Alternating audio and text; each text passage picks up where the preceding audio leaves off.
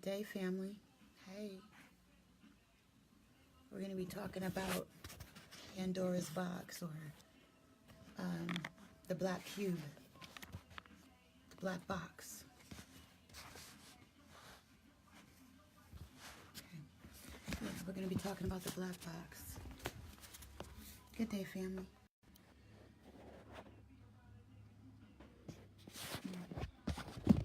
This is Sociology medicine.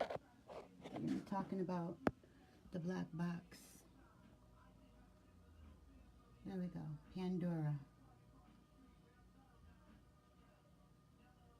Greek mythology, the first mortal woman sent by Zeus to punish mankind for the theft of fire by Prometheus. Zeus gave her a box which she opened, letting out all human ills into the world, or in a latter version, letting all human blessings escape and be lost. What? Leaving only hope. And then we have, I especially like on Pandora, example number 2, any brutal soldier. Any brutal soldier. You can read the other definitions if you roll back and press pause. It was large enough for you to see that definition in my unabridged dictionary. So the other references to that is right there. Check this out. Black box. Black box. Prada. I had some glasses that just disappeared, and I thought it was a cool metaphor. Yeah, I had some glasses. Oh man, they were bad. Oh man, I love these glasses.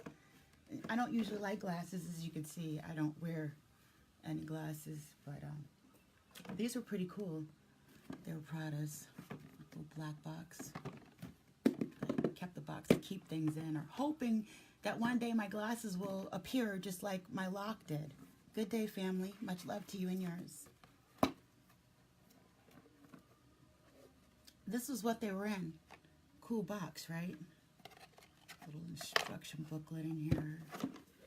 Every time somebody sees the box, they're like, what was in the box? I say, some glasses. I like their black and white setup, huh? Light within dark. But no more glasses. They're all gone. But it was the perfect prop for today. The black box. And my notes on the black box. The black box. Vortex math. Saturn's cube. Which I thought was really cool too. Yeah, we're going to go through some notes on the black box today. Just want to see if I can get you a better view.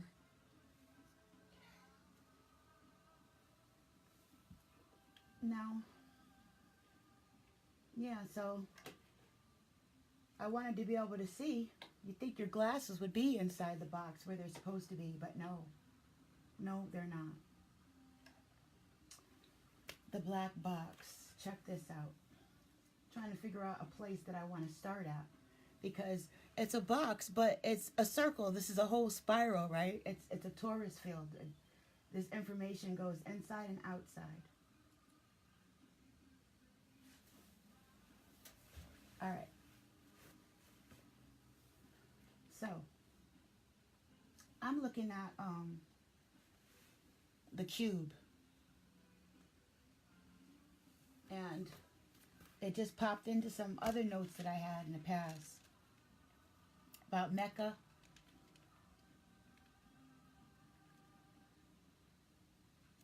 And some dragons. That's a side note, the dragons in Mecca, and the correlation to the Dogon,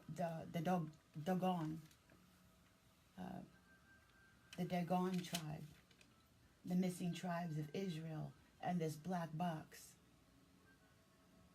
this elusive black box. That's where I was at. Black box is elusive, and I was at the playing with words. Black box, unseen.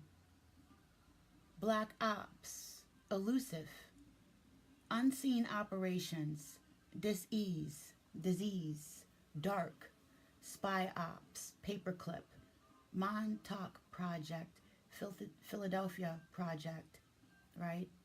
And even the syphilis experiment, and looking at how diseases respond on the body with certain DNA, right? Certain group dynamics. Folded space time. The double slit experiment came into my mind. Changing reality, perception, interpretation of all this is imperative. The interpretation. And trickery, technology, of course, again. Flat Earth versus the globe. That was just in regards of perception and folded space. Quantum versus linear. These are just words, as if you're looking up a word in a dictionary and there's these little words on.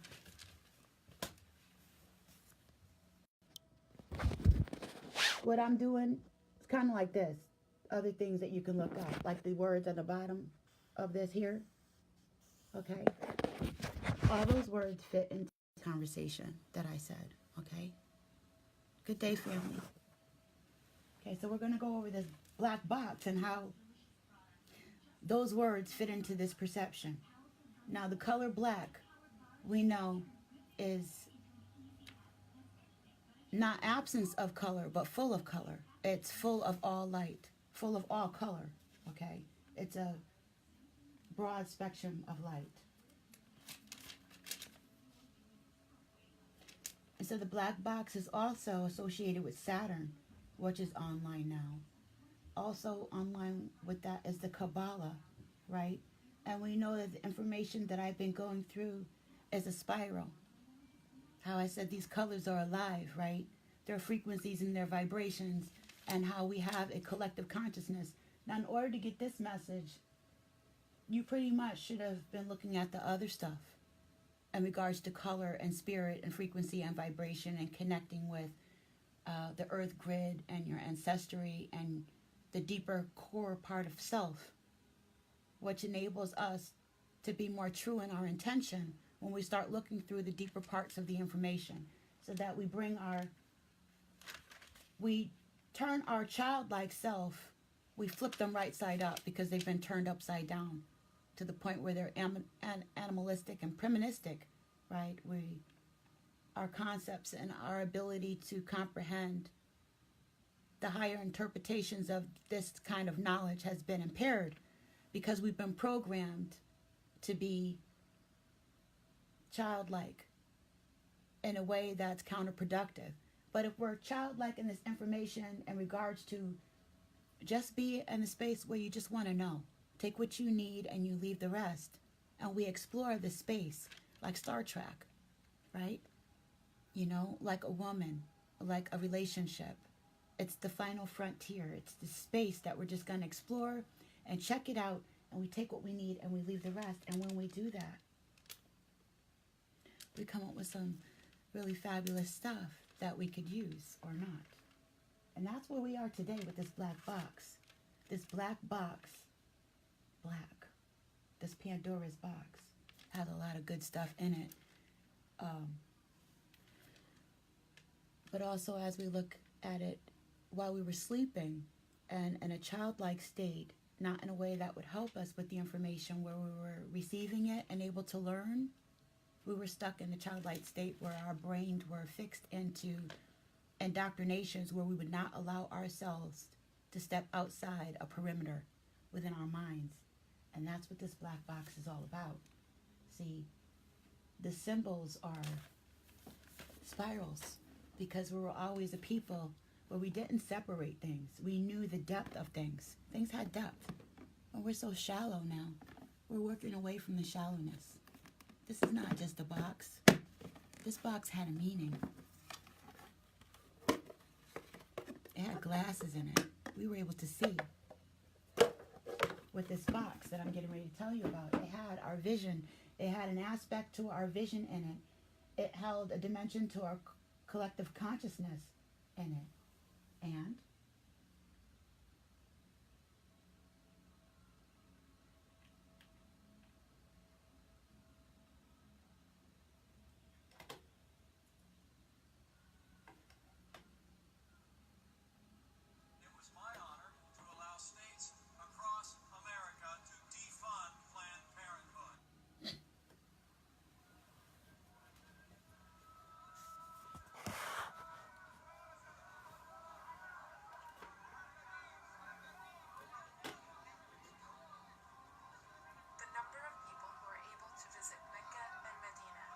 Islam's holy cities, has increased every year.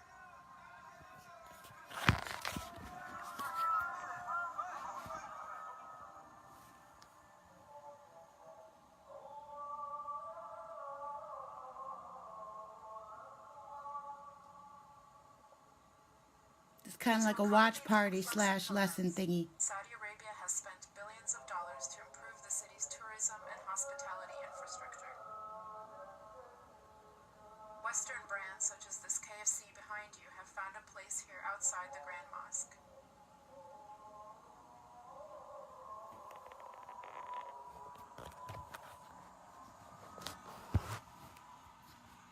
The Saudi Broadcasting Corporation transmits live from the Grand Mosque 24 hours a day.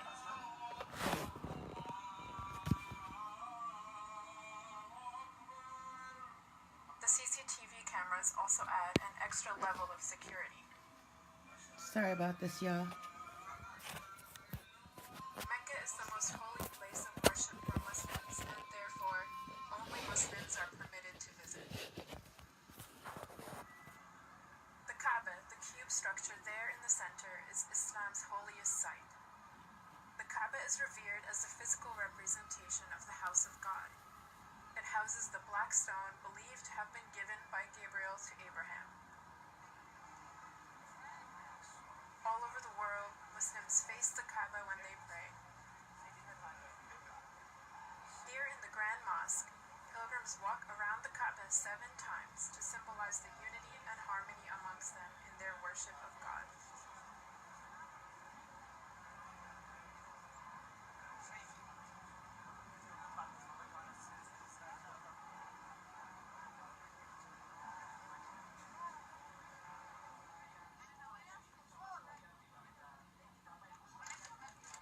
Other sites of Islamic history, like here, atop Mount Arafat, or the Mountain of Mercy, just southeast of Mecca, commemorate the site where Prophet Muhammad gave his final sermon calling for Muslim unity. What we find outside Mecca's sites is what we find in any other major tourist city around the world: souvenirs and ice cream trucks.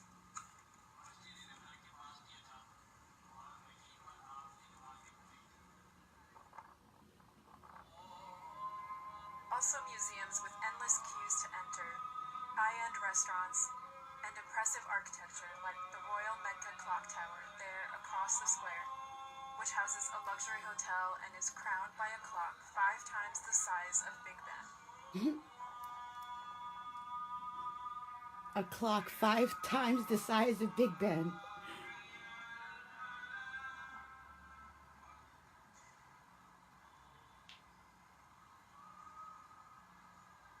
Here in the Abraj al-Bayt Mall, only a few hundred meters from the Kaaba, the shops close during prayer time. The mall's close proximity to the Kaaba make it a desirable place to pray.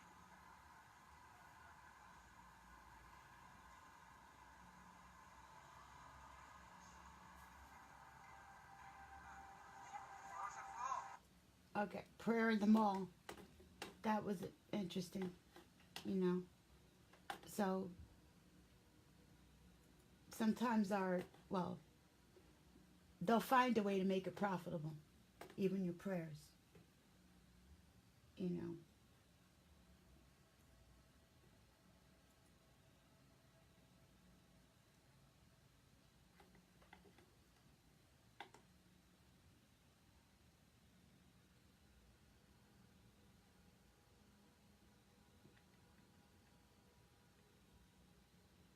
Now, we're told, yeah, we go to church and we go to places that tell us to stay away from certain things, that that's evil. Stay away from magic, stay away from divination, stay away from certain things. We're taught to have certain words set off alarms in our brains, like the color black, you know? Meanwhile, people are doing black magic right in our face, and we don't even realize it. They're using magic as an everyday, like putting on your socks and shoes. I want to show you how not so innocent it is. And how by us not having ourselves spiritually ready to receive what was in our box, our stuff is right in our face, but we're not able to use it because it's too hot. It's too hot because we need to clean ourselves out spiritually. We need to change the way that we perceive things, and that's why I went through that childlike thing. Is even flipping the way that we look at ourselves in a childlike way. Now check this out. Welcome to our discussion of how to put on tefillin. I have here today my son Natan Finkelstein. Black Who's box. going to demonstrate for us how to put on tefillin. His child. First thing it's important to realize regarding tefillin is why we're wearing them all together. Tefillin are very much about the mind. The mind. Torah says that we wear them so that the word of God should be in our mouth. So that every moment we will... Okay, now first of all, I was telling you that words are a light code frequency. A light code frequency is alive, and it is its own source of intelligence, its own frequency and vibration. It's kind of like if the tree fell in the forest thing. It's the person that receives the information that has the ability to absorb it or not. So if you're not able to see frequencies or light as intelligence, then that's because perhaps you need to spend more time with it.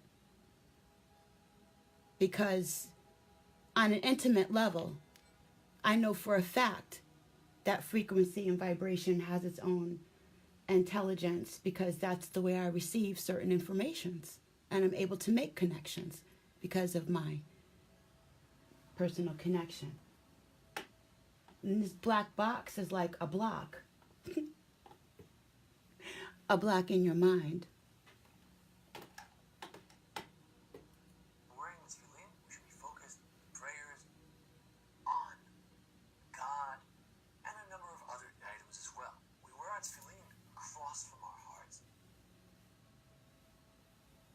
Across from the heart, wearing a symbol, wearing symbols, becoming the symbol, projecting the symbol, and I just showed you Mecca.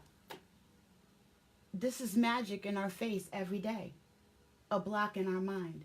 And look, he's teaching his child. Somebody, his father taught him, and his father before him taught him. Whether we're a lefty or... What are we being taught?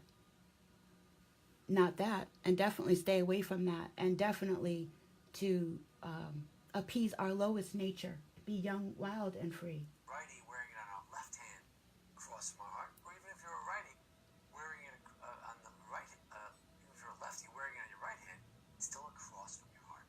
And that's to keep the words of Torah on your heart.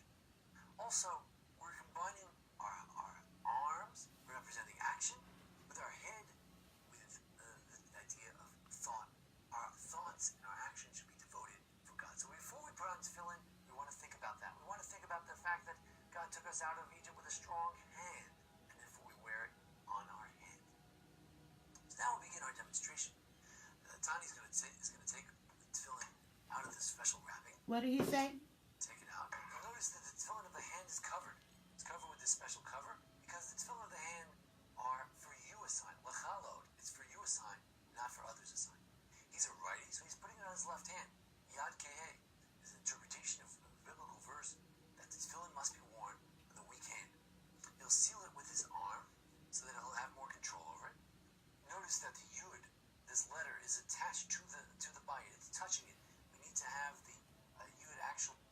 Okay, so our Hebrew Israelites are yelling about, now, I mean, not everybody, but, I'm seeing some people yelling about having people kiss their feet and, about what the women are wearing and, hair and a lot of stuff. But as far as the internal cleansing and changing the consciousness grid and our power that we were given by our ancestors, who's using it? And who's profitable? Who's focused while we were sleeping?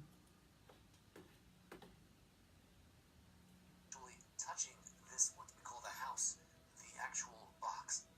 And then notice that he's about to fasten it, but before he fastens it, What are you using your biceps for? Baruch atah Adonai Eloheinu melech haolam, asher kedishanu b'mitzvosav v'tzivanu la'aniach tefillin. Amen. Now he's going to tighten it. You pull and you push. You pull the string, the ritzuah, the strap. You also push that loop, and then you go around. Now he remains silent because we want to link the action with the thought, the hand with the head. Now we remain silent. Now he's going to put it around 7 times. Erasing cognitive dissonance and adding, this is magic. That ritual they do every day. And then you have the other Jews or the other Muslims at Mecca circling that box 7 times. 3, 4, a little closer to each other. 5, 6. He's running out of a little space. He needs to make it a little closer, but that's all right. He's got 7. The Ramah says 6 is actually acceptable as well. If you have a watch, it's good to take it off. It's not absolutely necessary. We'll wrap it around his hand a couple of times perfunctorily because he's going to be getting ready for the head tefillin. If we turn to the head tefillin, we'll note that the tefillin are wrapped like doves, and I'll explain why. The wings of doves. There's a Doves? story told in the Talmud that there was a man who was very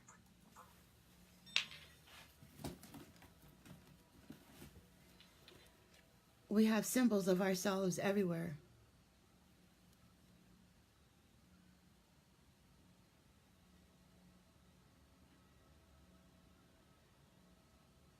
The Sibyls were called the doves, black doves, crows. But they're black doves. Tell us about wearing tefillin, despite the fact that the Romans had forbidden the wearing of tefillin. And when they came to him and they challenged him, why are you wearing tefillin? He says, no, I don't have tefillin. He says, what's in your hand? He opens his hand, and there were the wings of doves. So we try to wrap the tefillin, remind us the wings of doves. Now notice, Natani is putting his head in there were the wings of doves. So we try to wrap the tefillin, remind us the wings of doves. Now notice, Natani is putting his head in between the 2 straps. Go ahead. Yes, so that one strap is on one side and one is on the other. He brings it around, and then before it's tight, he makes a bracha. Al mitzvah tefillin. Just do it. Baruch atah Adonai Eloheinu melech haolam, asher kedishanu b'mitzvosav v'tzivanu la'aniach tefillin. Amen. And then he fastens it. Go ahead. Fasten it tighter. And as he fastens it, he says, Baruch she'en kvod malchuto lamved. Baruch. Baruch she'en kvod malchuto lamved. And that affirms that if the second blessing is not necessary, we bless God's name in case we've taken it in vain. Now he says, "V'chachmatcha Eloyon tatzil alai, u'v'vinatcha tzvineni, u'chazdecha tartil alai, u'keren hatov tarik al shiva k'nei u'nora laspia tuvcha lirotecha, poteach et yadecha maspia l'chol chai ratzon." That verse, 7, we're able to count.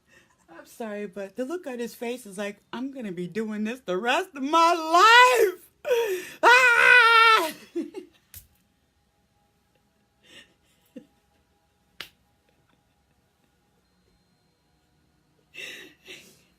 Okay. This black box. Kiss as you reach the 7th, you can kiss it. Continue now with the hand wrapping, His shirt says wild. That's Verastichli Lolam. Go to the next joint in the middle. Verastichli B'tzedek Mishpat V'chetz Rachamim. And the third back to the first joint again. Verastichli V'emunah Yedata Adonai. Now let me show the other way as well. According to the Ari, it goes as follows. Now what finger is that? Verastichli B'tzedek Mishpat V'chetz Didn't they Rachamim. tell you leave that finger alone? Verastichli V'emunah Yedata Adonai. Now he goes into this next finger. Now some people like to make an additional letter. Here we now have a Yud, now we have a Dalet as well. Other people do not make that last strap. You take that off. And yeah, so you can either go into there and then in here, creating a Dalet, or go straight from here into the thumb. And watch this, all of a sudden a shin emerges. Beautiful shin. Tied together, continue to go until you wrap it around the bottom, you can tie it in together. Now some individuals have what we call nusach Sfard tefillin that go the other way. Now the Sephardic Jews have a totally different way of wrapping the tefillin. But for those who are going the other way, we would do as follows. The tefillin would be going out, and then I would come in. This would be the beginning of the shin, and I would go into the middle like the Ari, two on there, and then come around for the second half of the shin, and bring it in for the shin. A beautiful shin, upside down shin. The joke is that the Nusach Sfard, they're always giving out toward others, and the Ashkenazim are always going in toward themselves. So with that, we have, straighten that out, we have young men wearing the tefillin. But it's important not only before, but also after we wear the tefillin, to have in mind, what am I doing? I'm wearing the tefillin, that the word of God should be in my mouth. The name of God is written on me. Shin with the four prongs, the shin with the three prongs, is written on my head. The Dalet is behind me. The Dalet is on my finger. The Yud is on my finger. The Yud is on my heart. Shin Dalet Yud spelling Shaddai. The name of God is on me.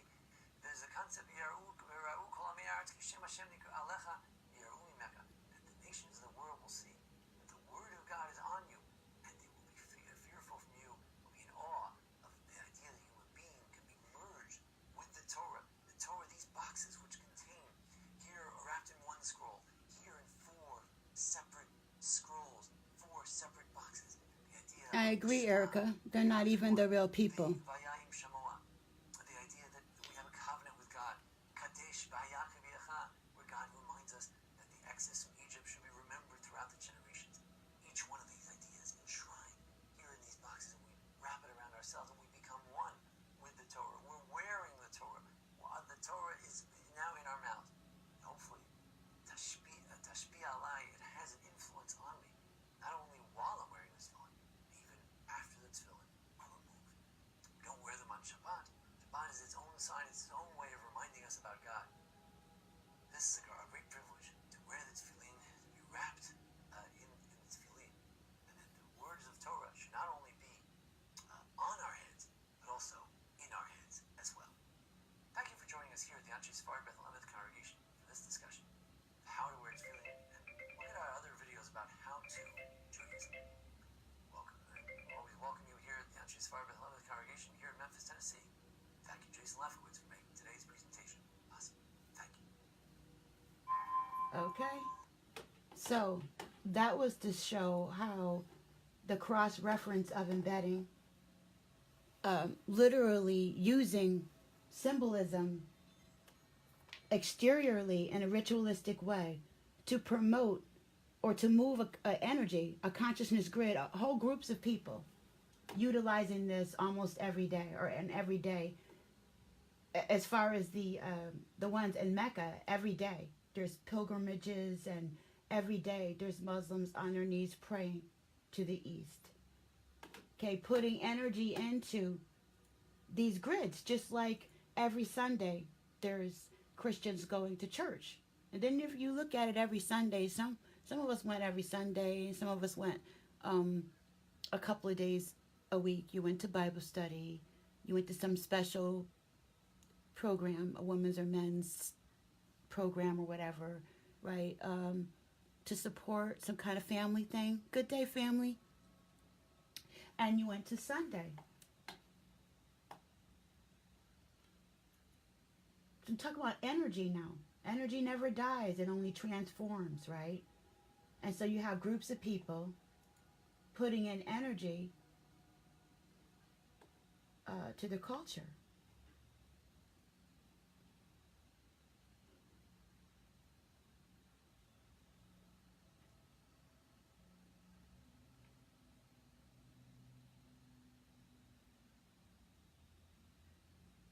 Hmm. I'm ready to go. Hmm.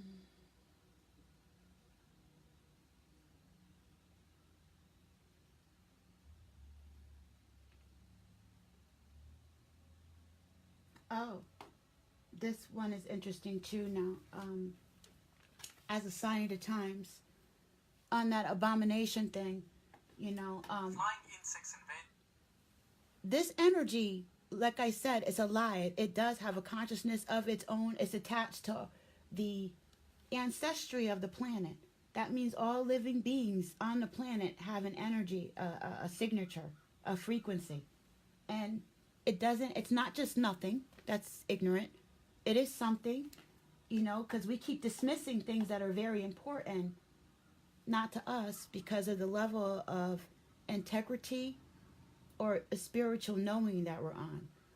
In another realm, just because we don't see it doesn't mean it doesn't exist, you know.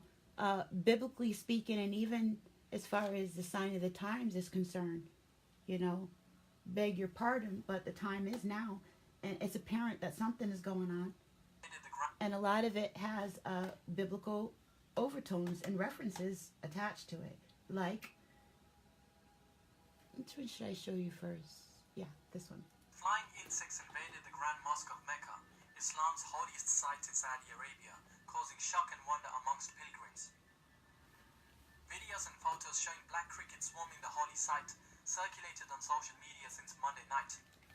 Viewers spread the images and videos on Twitter, expressing disgust at the sight of crickets clinging to pilgrims' outfits and covering the walls and floors of the mosque and surrounding homes and schools, and they demanded an explanation as to where the invasive insects came from.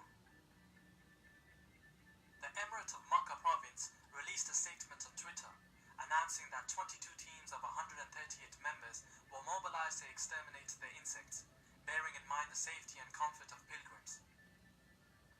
The same source noted that the teams were quick to handle the situation, focusing on rain gutters and open water drains in the area, as they were likely sources of the insects.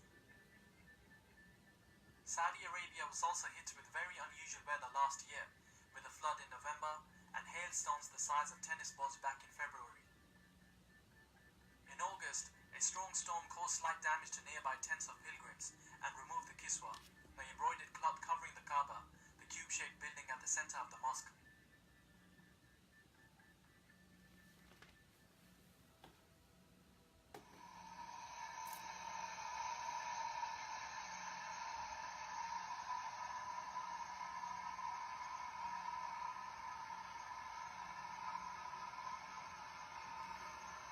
Such a holy place.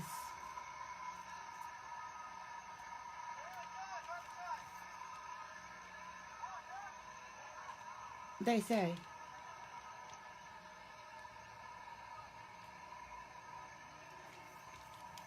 Man, that Shem that he was talking about on the hand is attached to the knowledge of the Zohar, okay, and the Kabbalah. All that is attached to the tree of life, the knowledge about colors and frequencies and harnessing energy.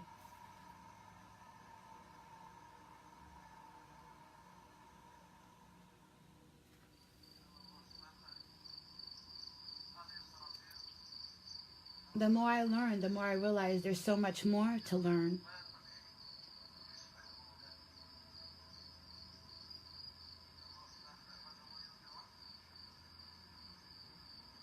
There's so many things that are hidden, that are in the dark, that I don't know.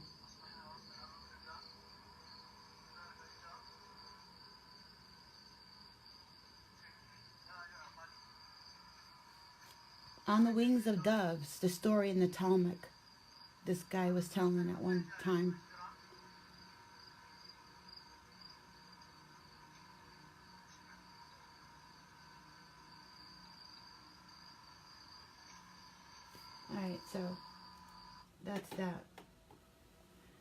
I'm looking at the Black Cube in Mecca that people circle around and they make a pilgrimage to go to. Inside, they say that they keep everything inside the cube is gold, and that they change all those things often. And remember I was saying about how, you know, it's alchemy. You can use crystals, and you can use silver, and you can use copper and things to cleanse the energy and the aura. You can use symbols, shapes, sacred geometry, which is something I wanted to speak about, right? Now, we go to these churches, and some of the more prevalent ones, they have the stained glass windows, and they have the symbols, and they have the engraving, and they have the pillars. I've even showed you one of the Catholic churches that they have here in town.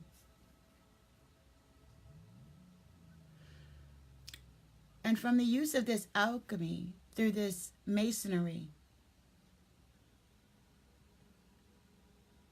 when you know how to do the alchemy, you get a certain feeling by putting these things together. And so when people are praying and they're asking for the counterproductive spiritual energy to be released from them, and energy never dies, it only transfers. Where does it go? When we are hooping and hollering in the ghetto, and those churches that are like 5 and dime, where is their alchemy? It's like Ghostbusters, but we're on another level of thinking. So literally, why does that place stay in a perpetual state of sadness and despair? Why aren't these spiritual energies being removed? That's because we're still on a lower, we're being programmed not to be able to see energy the way it really is. See, it didn't die. What did the Bible say about when we eject the spirit? If you invite it back, it comes with 7 more. To be careful, once you get rid of something, be done with it. Or to come back bossed up and ready to handle you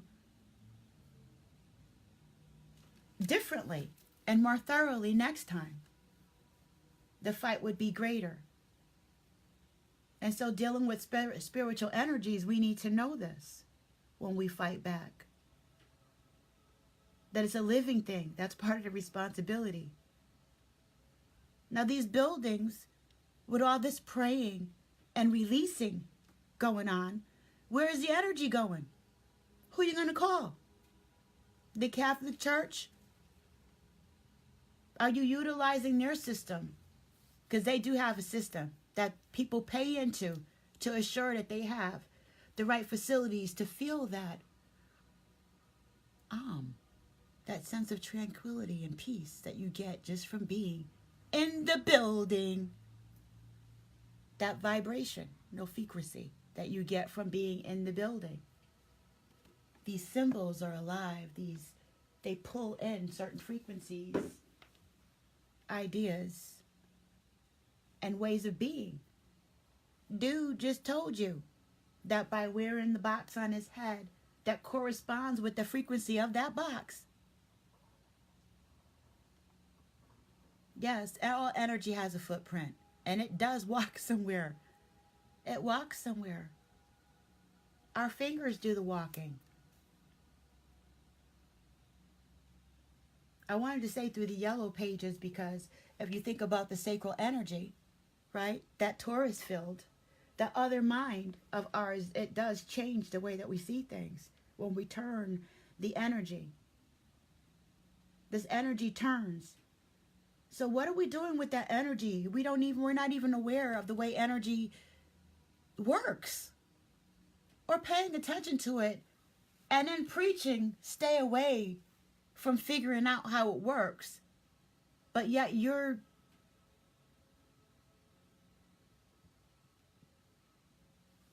putting oil and putting your hands on people's heads and making them fall down and shake and quake and scream out and pray and all this other stuff. So when these things are coming out, where are they going?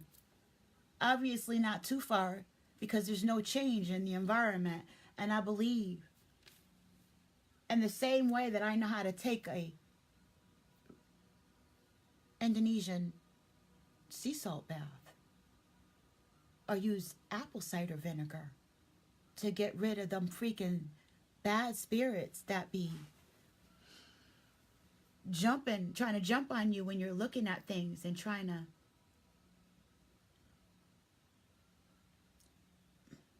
have direction, working on direction, working on being helpful, working on getting out of the box.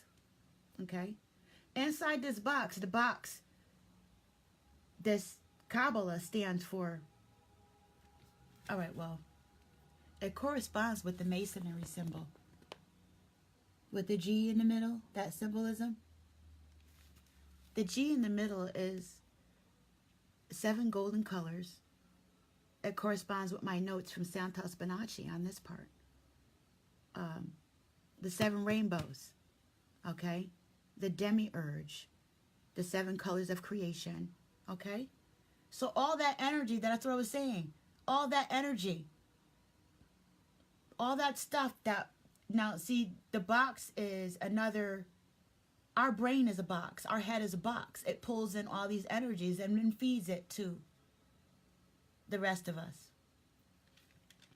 The spinal cord. Some think that we're just a spinal cord in the brain, and the rest is just parts. Parts that are kind of along for the ride.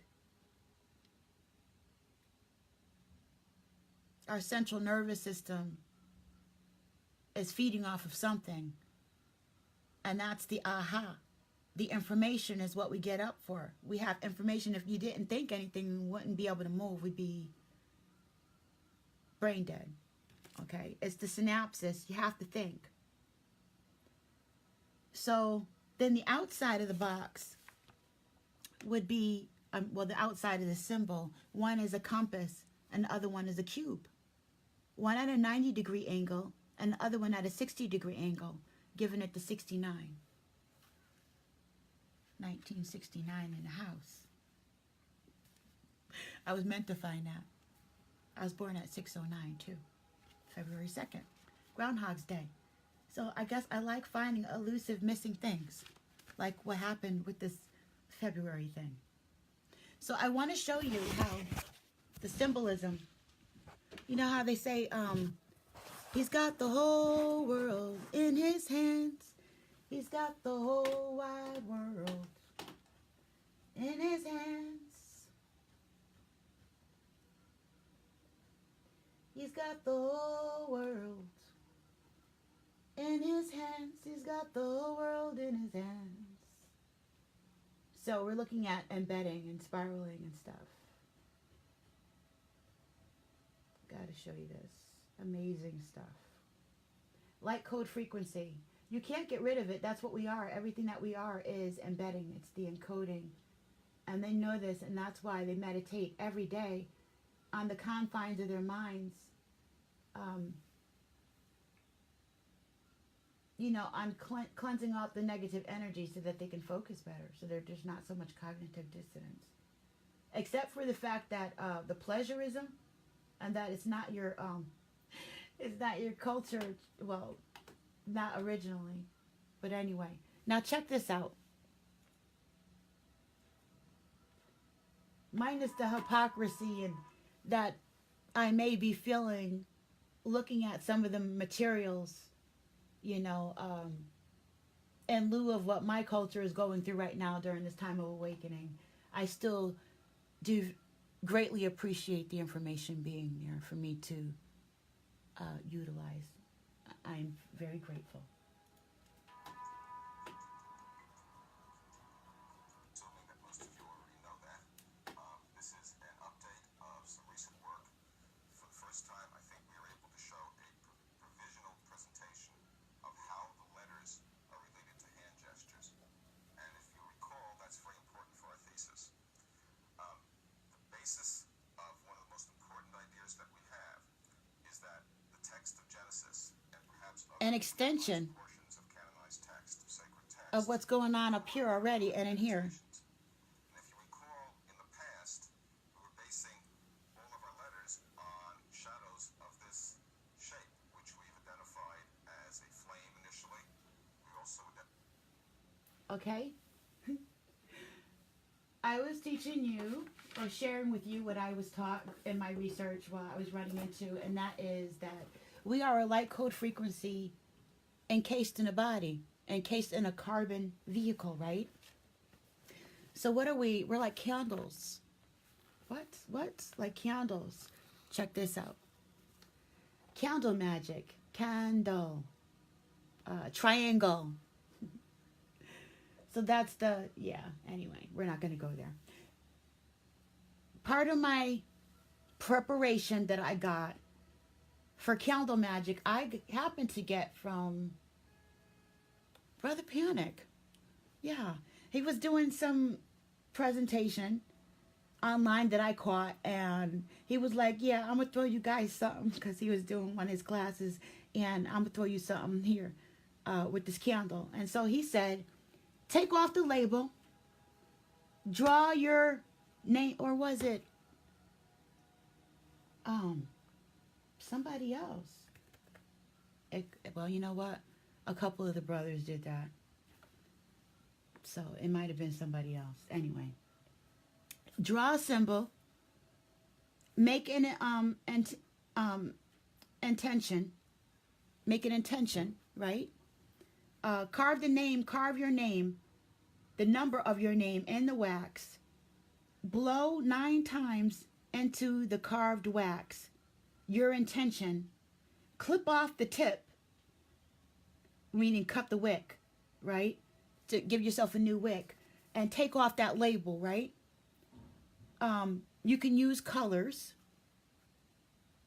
You can embed symbolism. And then it was fudge it. You can fudge it, making symbolisms. Oh, that was whatchamacallit? Arjo. Anyway, it was a combination of notes from 2 different brothers that were talking about candles. Reverse it. Fudge it is to reverse it, to make it fit, or to push it. That's when you take a symbol or a word and you can reverse it, or you do things to it, like make a glyph out of it, a symbol. Now, what did I say we were? We are a light code frequency in a carbon body. Playing James Brown records, listening to him talk, looking at the music community and how music can be healing, can be soothing. Helps us get through many different kinds of, it's healing in many ways. It helps us to get rid of, to project, to channel feelings and emotions. Excuse me. Many different types, right? And so, inside of us can be broken down to numbers, Saturn's cube, vortex math, Pandora's box, the black box. What's in here? What can we take, just like civilization, things that we brought forth from the dark and moved into the light. So we are a light code frequency, a flame. He's got the whole world in his hands. And every day they do what? These cultures doing what? Keeping a beat, keeping a space in time. Chronos and Rhea, the red and blue shift. The sound wave has been messed with traumatically. Check this out. As the model of a fruit, with this being the seed, this being the fruit tree, and this being the volume of the fruit, such as an apple, and thus fitting the description in the introduction to the Zohar of a fruit tree, which is here, yielding fruit, whose seed is in itself. What's the secret? And this is a model, as we're basing all of our letters on shadows of this shape, which we've identified as a flame initially. We also identified it as the model of a fruit, with this being the seed, this being the fruit tree, and this being the volume of the fruit, such as an apple, and thus fitting the description in the introduction to the Zohar of a fruit tree, which is here, yielding fruit, whose seed is in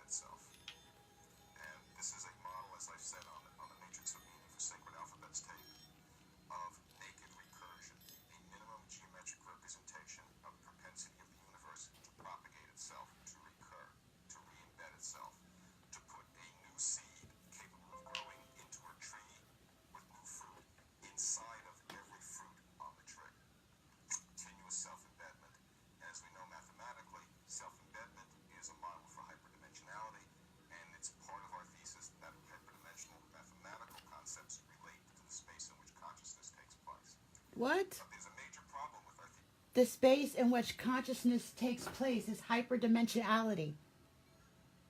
Imagine that. Oh, but they told you don't use your imagination. Stop daydreaming. But meanwhile, these guys are meditating with cubes on their heads that are geomic. I want to say geographically, but that's not it. Geomically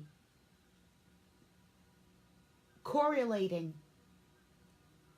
to this cube, which is also Saturn's cube, but the box at Mecca, which they rotate around 7 times.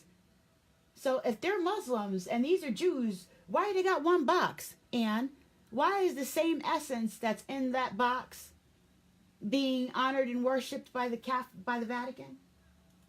thesis as we presented it over the years, and that is it's been difficult to understand how you could turn this form around in your mind's eye so as to display the letters of the alphabet in the order given in a sacred text.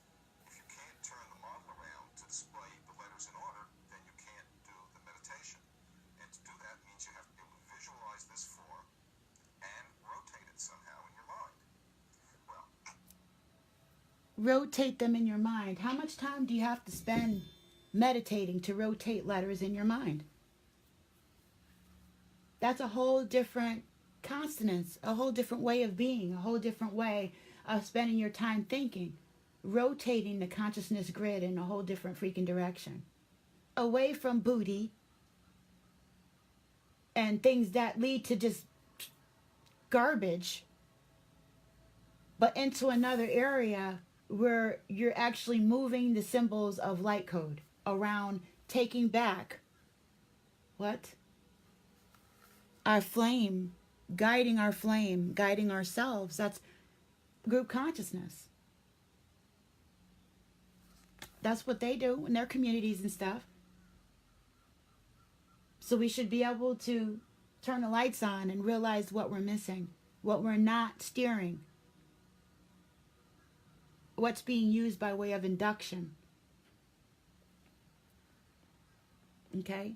There's a genetic code that's supposed to be attached to the priests and stuff that were supposed to be guiding the energy for community, for the world, for family. And I don't believe that they had us in mind when they put on their tefillin every day.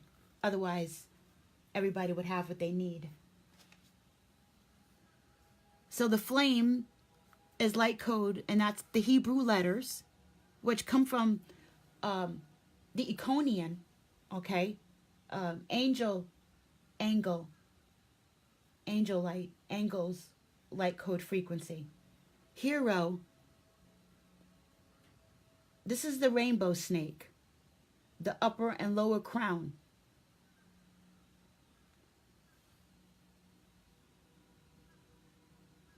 The golden meme spiral and the hands.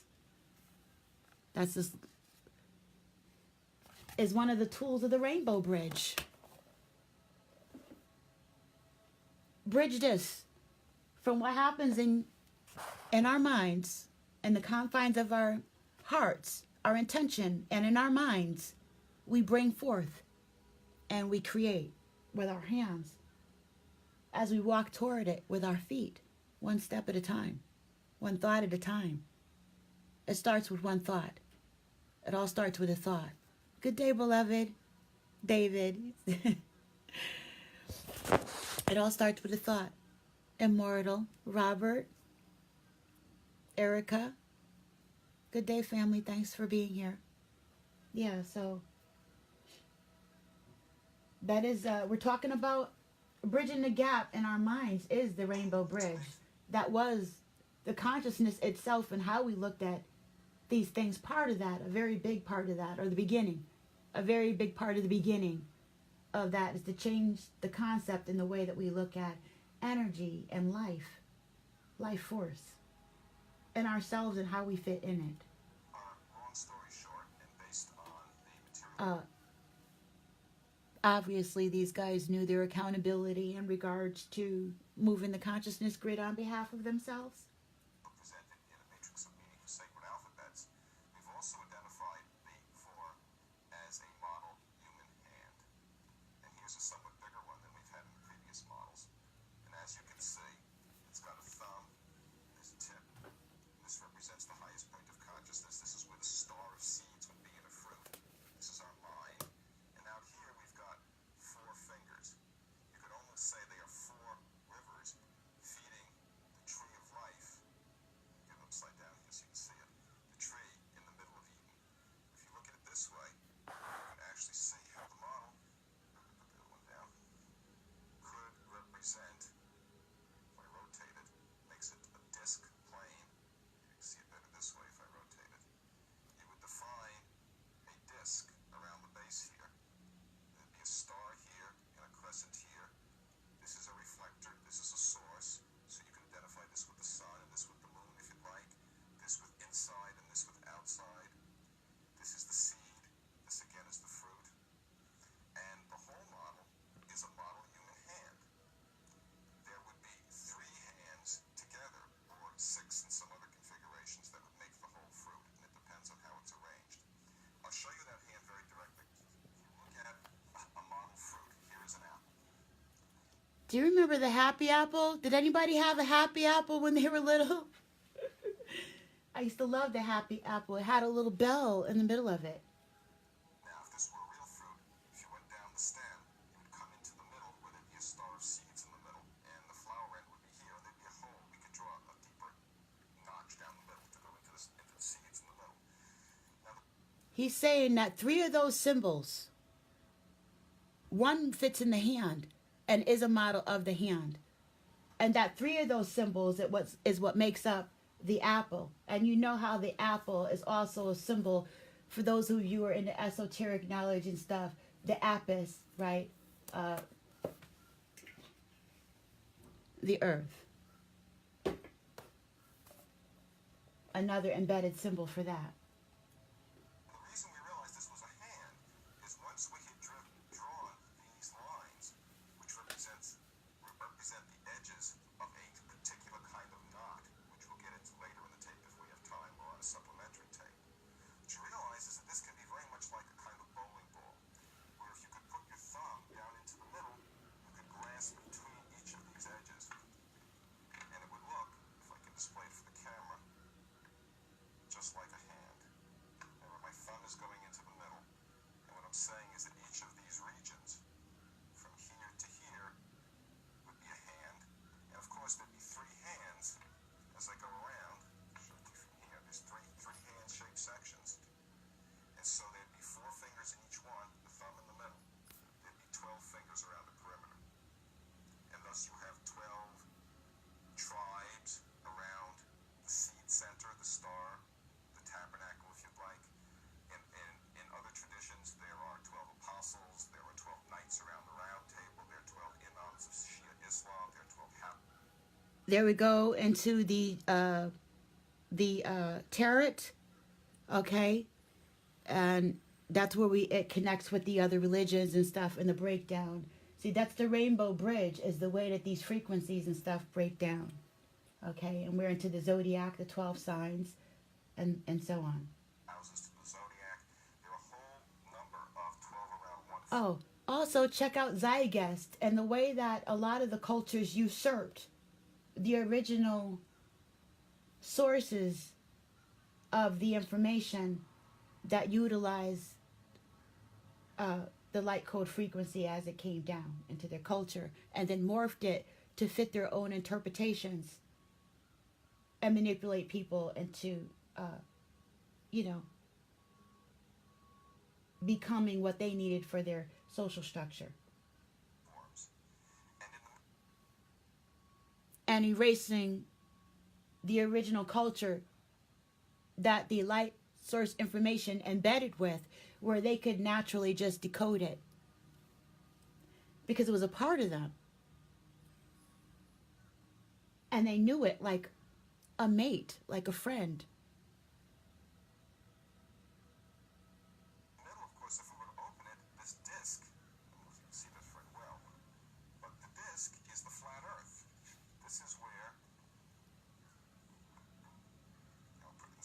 Make sure you check him out. Put the hand inside. It's like a series of like 5 videos on there Comes the earth, there's the sun. pertaining to this. The dome. And what we've got in our model, Oh, also cross-reference Odin and the Tree of Life with this too. again, is a model hand. Now, why a model hand? Well, now we're going to get back to the discussion. The hand, the human hand, is a form that is automatically possible to be visualized by human beings. Even a child, even a blind person, can see their own hand. If you close your eyes, you can try it right now with me on the camera. Just close your eyes and point towards something. Move your fingers any way you'd like. Move your hand any way you'd like. You can see where your hand is pointing. They're saying how. Well, I know that my fingers are up, my thumb is pointing this way, etc. And when I open my eyes, I see it's correct. We each know our own hands.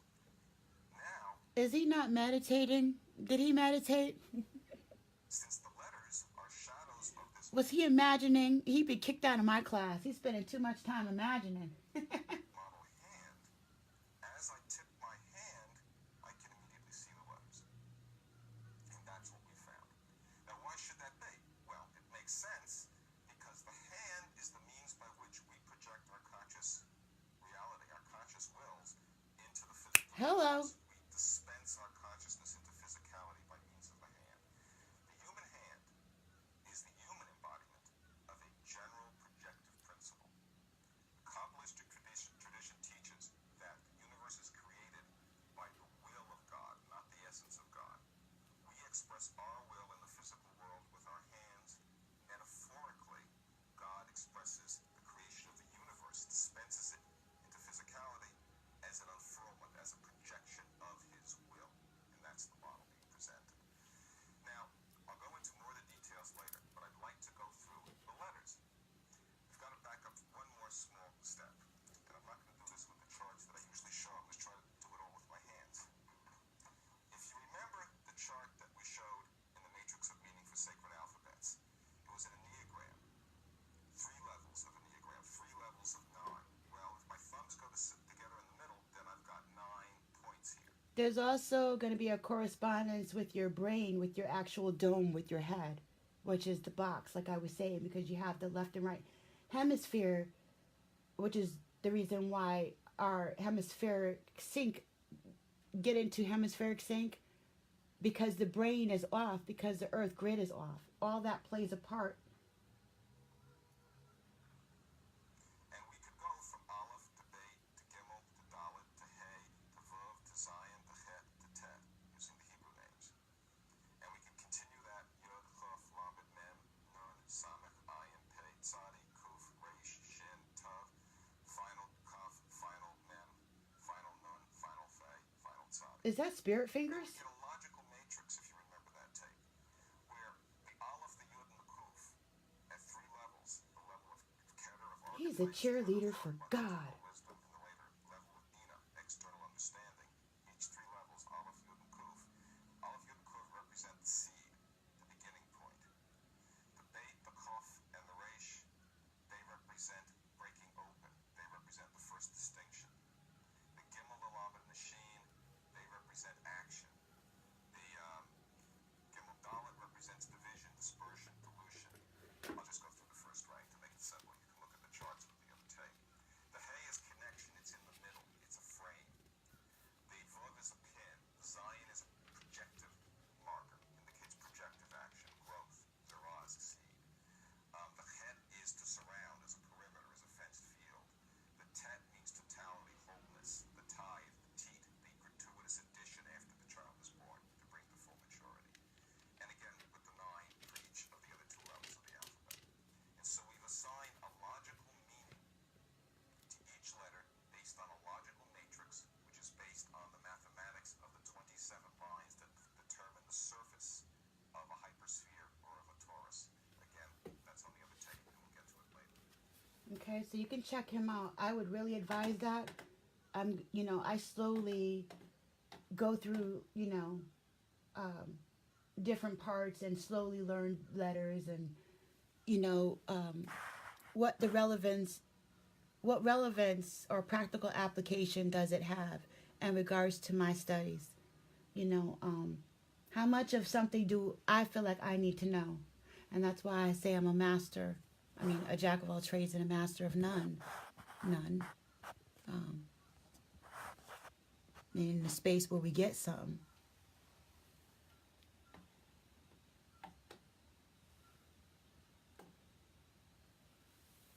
Oh, yeah. There was this movie that I think will really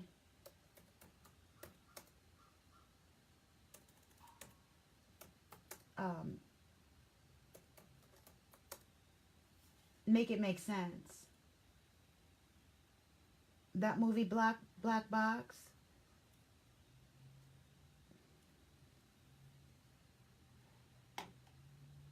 Oh my gosh. Not Bird Box, Black Box.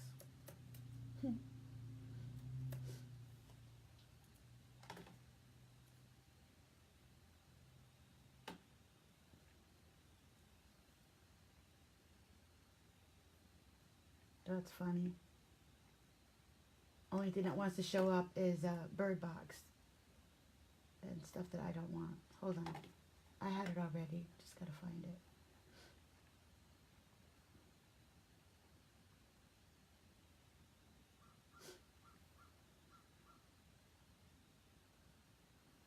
Yeah, so I hope everybody has got enough tools to deal with all this crazy stuff going on right now. I know the frequency is really, it's changing. Check this out. Now, the correlation that I'm making with the disclosure that's being put in the movies is this movie called Black Box.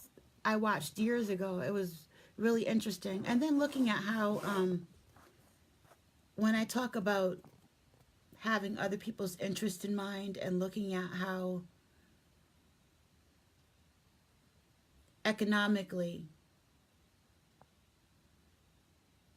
how we hear Jewish people have profited, on one hand, there's supposed to be sympathy because they went through the the thing with Hitler, right? We see that going on with the gang stalking and stuff now. So we're supposed to have sympathy because of the Nazi war camps and stuff. But on the other hand, economically, you're able to see an unfair and imbalance, even in regards to the communities and stuff, and resources, and just programming. We're being raised purposely this way on purpose. May I help you? Just reminded me of the economics and the evils of that. Yes. My name is Arlington Stewart. I assume you received the box I left on your doorstep. Yes. And you found the button unit inside the box. Is that what you call it? Button? Anybody ever see this movie? Please don't let my appearance frighten you. I assure you I'm not a monster. I'm just a man for the job. He's got Saturn on his head, the bowler. Sure.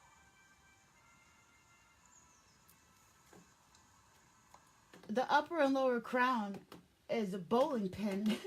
It reminds me of a bowling pin. Can I offer you anything? Oh, no, thank you. I never have much of an appetite. Shall we sit down?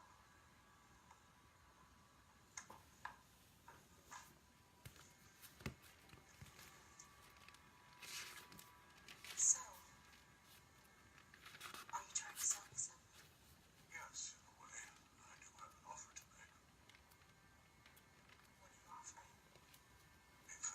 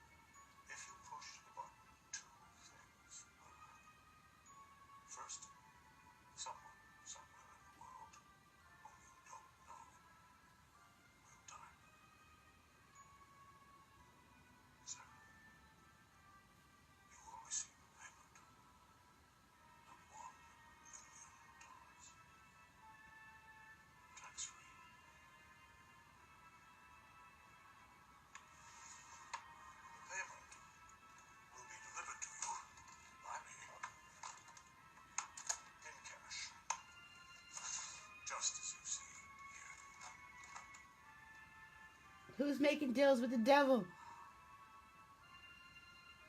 Oh, and Mrs. Lewis, please permit me to present to you Who? this $100 bill as a gift in exchange for your kindness in allowing me into your home.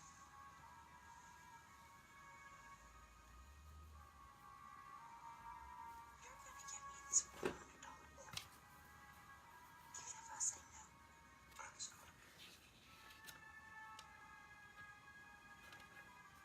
Are you for real? Oh, I assure you, Mrs. Lewis, this offer is quite real. Who do you work for? Guarantee of payment comes with 3 restrictions, I'm afraid. 1, I am not permitted to disclose any information about the identity of my employers. 2, you are not permitted to discuss the details of this with anyone except your husband, of course. 3, you have 24 hours. You have until 5 o'clock tomorrow to make your decision. At which point, I shall return and retrieve the button unit. It will be reprogrammed. The offer will be paid to someone else. It's been a pleasure meeting you, Mrs. Lewis. No, that was deep. That was deep. It was really gave me the creeps because I feel like unconsciously every day we make these kinds of decisions. You know, that what we want for ourselves without considering, and even blatantly, he's telling her, if you take this and you push this button, somebody else is gonna die. That's the price. So you can have what you want and what you feel like you need right now. But the weird thing is right, you just got to watch the movie. A lot of people don't believe that, or they don't stop to think that if they had the opportunity to do it, who will have the opportunity to do it to them? Because somewhere in our minds, we're so much better than the next guy. But this is like the time when the next guy gets a one-up. I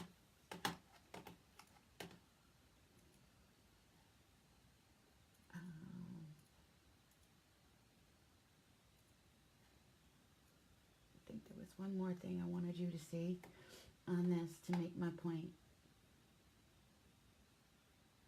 The vortex energy, you know. Is this the one? Sometimes I have a hard time convincing me. Enter. No, this is not.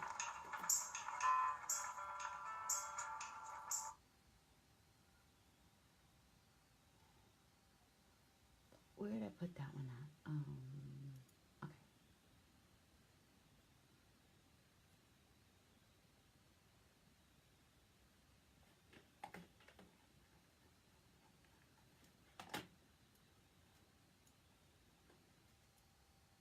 Three days later.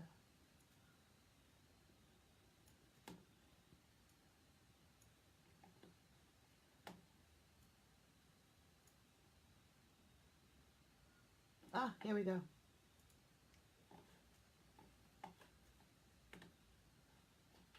the open at incredible speeds, and just when it seems like we're all in on it and interconnected, there are still a few communities that Some things are not an accident. The way our communities are, the noise pollutants, the way that we're taught in school not to dream for ourselves, and steered away from economy, and it's just, I hope you're seeing the difference as far as consciousness and responsibility, right? Accountability is concerned. They're even teaching their children how to be accountable when it comes to the energy of the consciousness grid. are not part of it. They're closed off by choice, and that would include the sizable population, especially here in New York. But there's always a of pull. Hasidic Jews, a We want to branch of assume that Judaism everybody that's likes it, chosen to right? devote their lives So that got me thinking, right? If I'm in this culture and I don't like, from this perspective, I could see that our indoctrination was, not something that I was digging. So if I'm uncomfortable and I'm searching around and I can see because I have a heart and I'm connected to the earth grid and I have the consciousness enough to know that the creator is choosing its own. It's choosing its own, defined by character, by the nature, by DNA. It's choosing its own. Whatever has the frequency of the creator, that's what the creator is using. So I was like, if I'm feeling like this, I wonder, right, how other people are feeling. And so the poll is, check this out. Open at incredible speeds, and just when it seems like we're all in on it and interconnected, there are still a few communities that are not part of it. They're closed off by choice, and that would include the sizable population, especially here in New York, of Hasidic Jews, a branch of Judaism that has chosen to devote their lives to observance.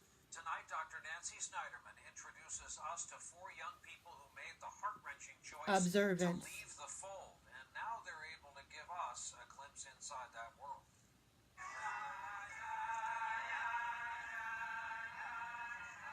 This wedding might look like it's in another country, but it's happening in Brooklyn, New York. The bride's face is completely covered. Euphemization. Not beaming, but instead deep in prayer. The couple met just a few weeks before this day because their marriage is arranged. Avraham Berkowitz is a rabbi and among the guests. They barely know. I was just thinking about them moving people around, in inner cities, how they move the real estate around and stuff, and this is why. Each other is true. I met my wife for 7 days. We don't marry the one we love, but we love the one we marry. This is a rare look inside the community of Hasidic Jews, whose members strive for total devotion to the Talmud or ancient Jewish laws. How would an American family understand our values?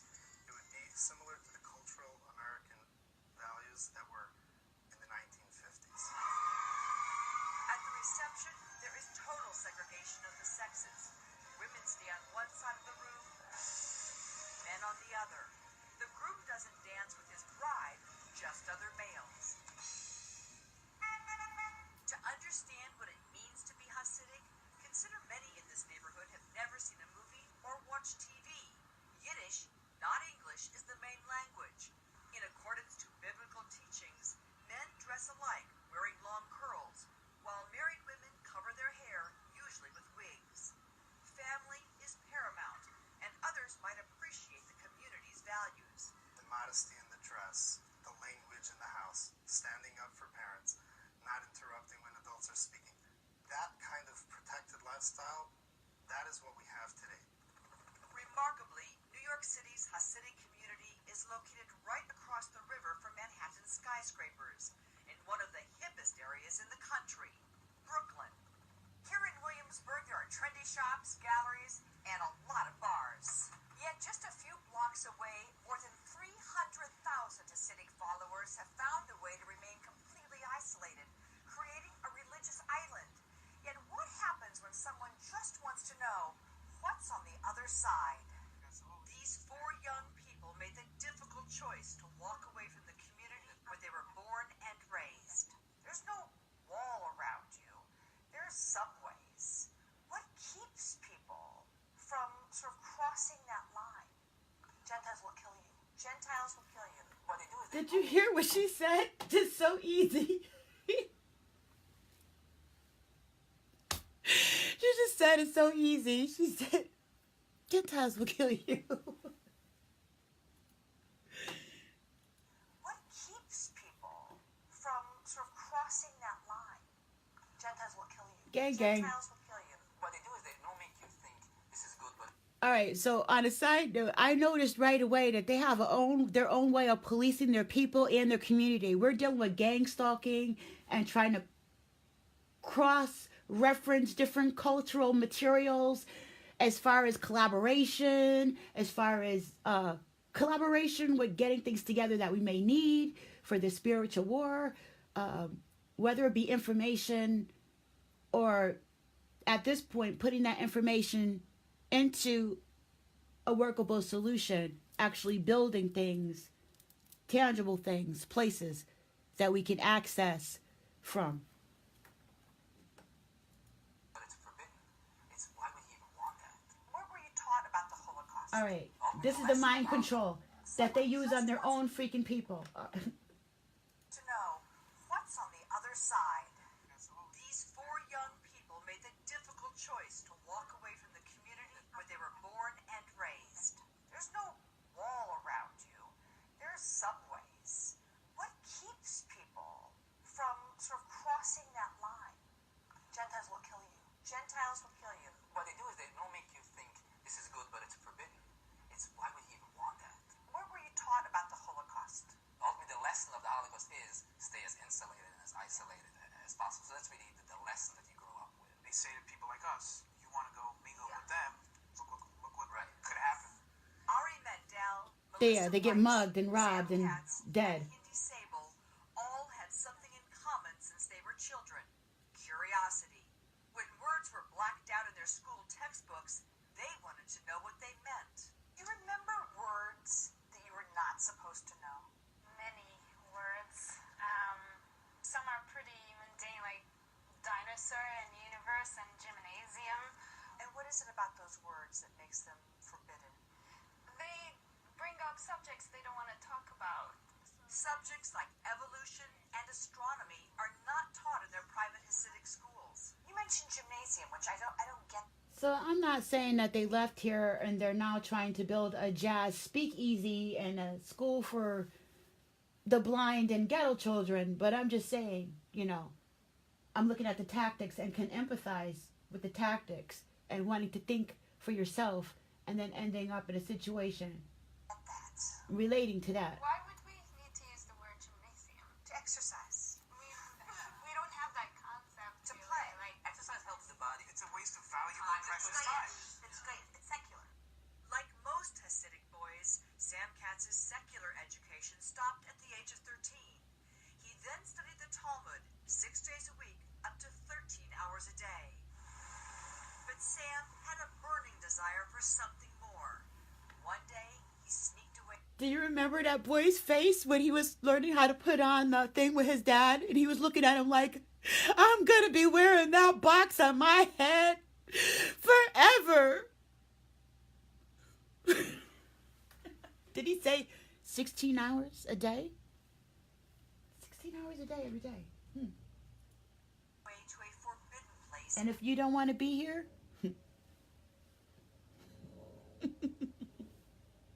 Manhattan. What did you think?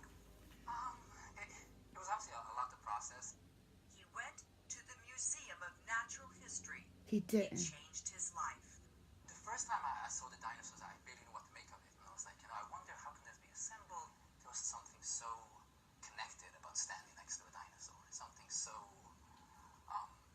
universally harmonious, for lack of a better word. It was just the feeling of this fantasy world. How do you explain the censorship of books in words like dinosaur, gymnasium? And beg my pardon, but he just looks so irritated every time she gets ready to ask a question. He's just, very poisoned male-ish. It's an interesting question. And hiding Every it. single parent has to choose what to bring into the house and what not to. They don't believe that it's necessary to bring in a lot of doubts or questions on their faith and tradition. But when someone wants answers and they're looking to leave the community, they often come here. What most of the individuals that are coming to us, what we're seeing is they just want to learn. They want to study physics, and they want to study how atoms work, and they want to study math. Lonnie Sato runs Footsteps, a support group for Hasidics that helps teach some basics of life. Footsteps members are very much like immigrants, but they're immigrants into a country that they're citizens in. Some people don't know how to order in a restaurant. Or even how to kiss. first kiss someone at 21. First kiss. Most people don't get that. Sexuality is just not discussed. In fact, young men and women are not supposed to socialize with each other unless they are family members.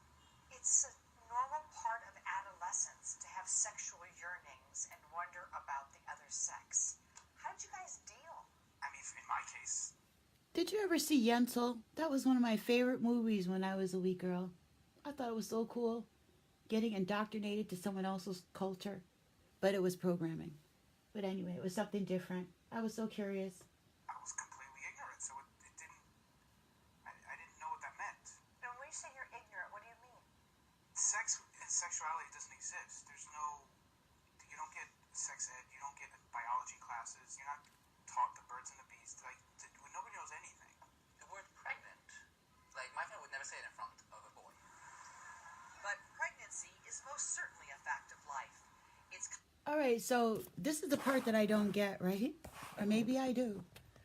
If they're not allowed to have any of that, then why am I hearing that it's the Jewish movie makers and the Jewish promoters of music and stuff like that that are putting the most corrupt stuff into our culture, and the lawmakers that help put, the design of how we're going to interact with our students and stuff like that?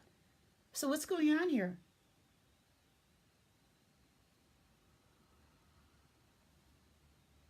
So if you know and you're told from the time you're a child that there's a direct link between those things and evil, then why would you leave your environment and go get a career and indoctrinate not just a little taste because you like it or you appreciated it, or you just want a little hot sauce, or, you know what I'm saying, a little sexy, in your life, but you go and saturate yourself in the most decrepit images and frequencies that you can find possible, and then point them toward a community or toward certain social dynamics.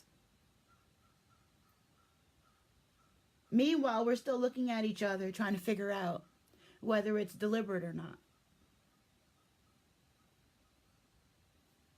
I'm seeing that even on deliberately steering the conscious energy, deliberately, very aware of the social dynamics of the way the communities are designed, to the point where common for Hasidic couples to have 10, 12, or more children. and so the birth rate stuff that's going on now, and the vaccines and people's secular, the people that they're poisoning, well, they're living in the same communities and stuff there too. But there's definitely something going on, And as a side note, I want to try that mess in with the new technology with the cloning and all that stuff, with the genetic tampering and whatnot. Because they're definitely making up for the loss and children, while other people are losing more children. High school, most young women get married and start a family. Furthermore, as far as their communities being like that, right? The crime, policing their own communities, right? And keeping them all snug and cozy right inside other communities, as we're just walking around doing our lives and don't even realize that there's other communities. That was what this documentary was about. Are nestled, the other Hasidic Jewish communities are nestled right inside of our own communities. And so when you look at, like New York, where they were talking about I learned that there is a children's zoo that has the birds in there, and the birds have no cage, but they're using sonic frequency. How, in my research with sound and noise technology, because we are still talking about frequency and vibration and steering the energy, how long have they been using this technology to police their people? What exactly are they using to police their people? Because I know what's being used to police us. somewhat. I mean, there's always more to learn. There's always things that you don't know. There's always something that you can get a little bit twisted and a little bit off. If you're trying, even when you're trying really hard to get it right, or working really hard at getting it right. But I smell something here. You smell that? That's our prosperity. It's leaking out somewhere. I smell it. And the Jewish community, even if it's metaphorically, when it comes to our perceptions and the way that we're looking at how we're using our time and how we see ourselves versus in comparison to what's going on here, right? There's always something that you can learn from another culture. And we are in the process of gathering ourselves back. This is in reference also to Hebrew Israelites and the lost tribes of Israel. Take what you need and leave the rest. So mind control on their own people. And seeing how, what happened? There's mind control being used on our people too. And there's all these secret hidden societies. This black box. Prada. I like this box. I wish I could find my glasses. And the black box is where we get all the stuff that we can see now. Yeah, it is. It is a good question. I'm sure we can answer it eventually. That's why Hindi Sable's parents were disappointed. She first wanted to go to college. I don't want to hurt my parents. If anything, I want to make them proud, and it's very hard knowing that I won't. Today, Hindi, age 28, is working on getting her MBA, and the others are also following their dreams. Melissa is pursuing acting. Ari joined the U.S. Army, and now at 30 is getting a bachelor's degree. Sam graduated college with a biochemistry degree, and the boy who just wanted to learn recently received a Fulbright scholarship to study in Berlin. Rabbi Berkowitz says very few ever leave the fold, and says those who do don't realize what they have lost. Stop crying about what you didn't have. Your families did give you something beautiful. They brought you into beautiful homes, loving parents. That nucleus, what they gave you, the secular world would have loved to have. Sam says he realizes few in the community will ever see this report, but he hopes this message somehow gets inside. I want every Wow. boy and girl to know. I'm not saying you should live the outside life. It might make you happy, but you could, and know that option. If you think you might not be happy, know you could be happy out there.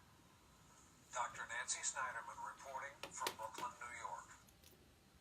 Wow, it sounded like they were far, far away. But no, that's right here. Just like the other stuff that we're talking about is right here. Just like the crazy stuff that you hear me talking about that's been happening in my life. And I'm right here. Okay? So, this was about the black box. There was a lot of different correlations that you can make.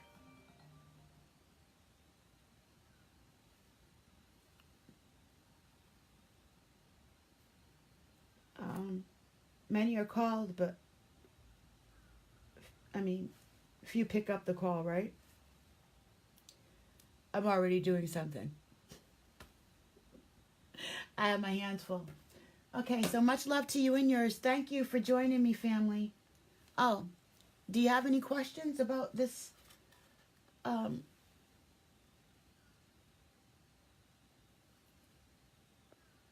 we just went over, that I just went over?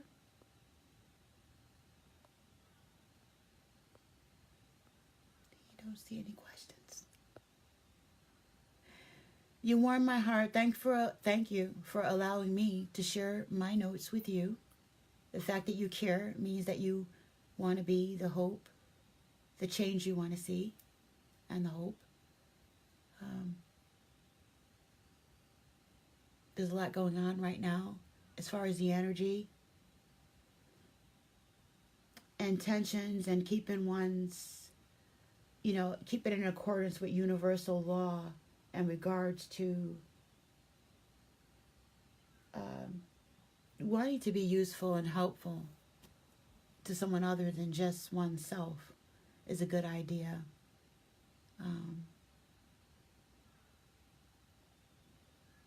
Yeah. Whatever makes me the next best person standing next to you is cool with me. All right. Much love to you and yours. This is Regina's Rabbit Hole. This was Siren Buddha Medicine. This was Talk Therapy. I'm out.